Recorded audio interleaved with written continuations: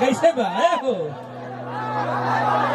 अरे ता चढ़ते होली भारत चली, अरे बहुत बड़ी रफ्तार से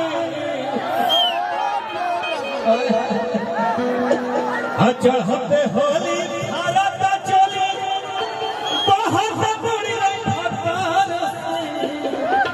हेलो हेलो हाय हाय नरगुला स्वामी आग लगंगा है गुरुदेव। गुरुदेव का मत खोजिए, मेरे बात खोजिएगा। आप लोग गुरु जी के साथ लड़िएगा कैसे? तजो बनवा बांधो हो, अजो बनवा बांधो हो, ननद भौजी ITI करके आई बाड़ी, भौजी ITI करके आई हुई है। कह रही है तो दूसरे अगर धागा से बांधोगे तो टूट जाएगा, जस्ता से बांधोगे तो टूट जाएगा। लेकिन कैसे? तामा वाला तार से पंखे में लगावे जाए वैसे।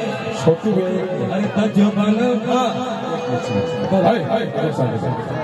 कहना है ना मित्रों कि न बम न गोली न कांटा से, सब लोग साथ बनाएंगे। न बम न गोली न कांटा से अरबुंडा डरता है तो सिर्फ इन हसीनाओं के दुपाटा से। कहना है मित्रों कि नारी का सम्मान करो, नहीं तो यही दुपट्टा एक दिन फांसी का फंदा बनेगा। हेलो नरमुंडा स्वामी जी, मैं एक बहुत बड़ा बात बोलना चाहता हूँ। आप लोग बुरा मत मानिएगा, देश की परिस्थिति वो है जो दुनिया का तीनों टावर फेल है। BSNL, एयरटेल, जियो सब फेल है क्योंकि वो झूठा न्यूज दिखाता है और कोई सच्चा न्यूज दिखाता है। तो मेरी ये सोशल मीडिया जो खड़ी है यही सच्चा न्यूज दिखाती है। इसलिए मैं बताने वाला हूँ कि सच्चा मेरा स्टार मेरा भाई है, स्टार होने वाला मेरा भाई है, हो गया है। लेकिन ये लोग नहीं दिखाएंगे, ये लोग नहीं दिखाएंगे कि गंगा माँ के पानी में नहा के धुर में लेटा के बच्चा मुंबई पहुंचता है तो काटने के लिए पीछे पड़ जाते हैं लोग।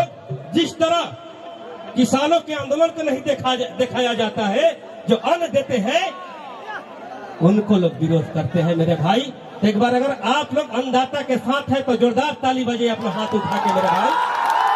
मैंने कहा था नहीं, चलिए रांटी के बाद अपना जगह पे कहा था नहीं, तजो बनवा बांधो हो, तजो बनवा बांधो हो, ननद तामा वाला अरे मर्दवा का के बड़ा लंबा पानी सारा ये बाबू हम मजे में ये करे वाला तो दिखावा हमारा कमा जब मिलावे ना। हटा हटा हटा हटा काहे को तबला बजा लोग के ढोड़ी ना दिखाई दी तो उनको लोग कंगुरी ना हिलेला होई से। हाँ हाँ हाँ हाँ महिलाओं, अरे तब पे भी कितना नया नया साड़ी खाना चाहिए तब घूमे रुका रुका आई है मूड में मेरा लड़का कहा था तब पे भी के नया नया साड़ी पाना चाहिए तब घूम तारी। यही होलिया में भौजी मुखिया के तैयारी कोई गाड़ी तमंग तारी भटई हो, चश्मा लगा के बनवा दिया फोट भौजी। देख ली हो तारे लेखा मेहरानी अभी आजे उतरल बड़ी लड़का मुखिया में खड़ा कर देते।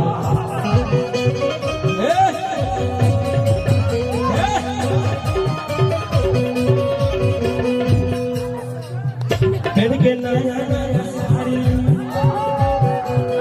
सादा रंगा साड़ी के चकारी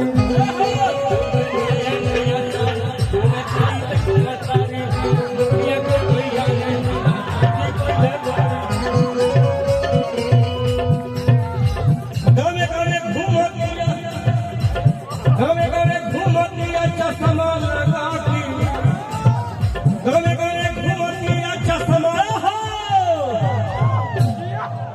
तमावती फोट भोजी थोड़ी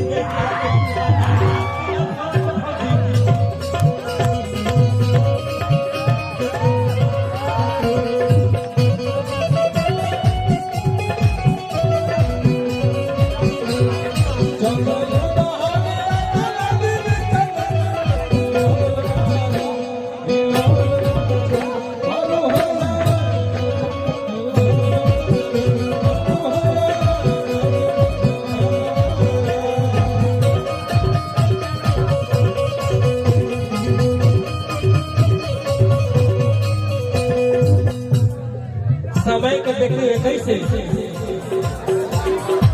काम से प्रमोद भैया के बड़े भाई वाली है रुक भैया रुक जा। अब एक ही लाइन लास्ट गाना कैसे कहो रुक जा बस हमारा के उनका फेरा में उठा के लिए ढोड़ी दे के पैसा दे सकते। हाँ ढोड़ी दे के पैसा दे सकते सब बोल